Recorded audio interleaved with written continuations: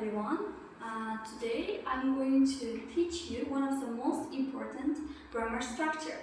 Bugun sizlar bilan yana bir boshqa muhim yuqori darajali grammatik strukturani o'rganamiz. Bu struktura which is why. Which is why degani shu sababli, shuning uchun deb tarjima qilinadi. Asosan ikkita mustaqil gap bo'laklariga ega bo'lgan, ya'ni ikkita mustaqil gapni bir-biriga bog'lash uchun ishlatilar ekan. Nimaga xuddi shu which is why ning o'rniga biz so'ni ham ishlatsak bo'ladi. So, therefore, that's why ishlatiladi, lekin which is why strukturasi C1 darajali struktura hisoblanar ekan. Xo'p, gapda ko'ramiz. She missed the bus, so she is late for class.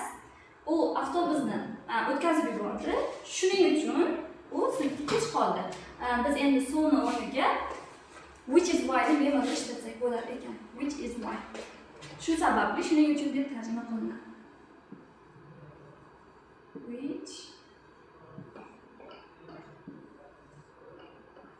is why.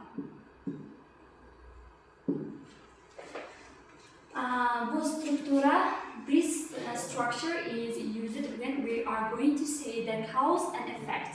Alright? Sabab va natijani ifodalamoqchi bo'lsak, shu strukturadan ishlatsak bo'lar ekan. Bemalol writingda ham, speakingda ham sizga yuqori ball olib kelaveradigan structure hisoblanadi.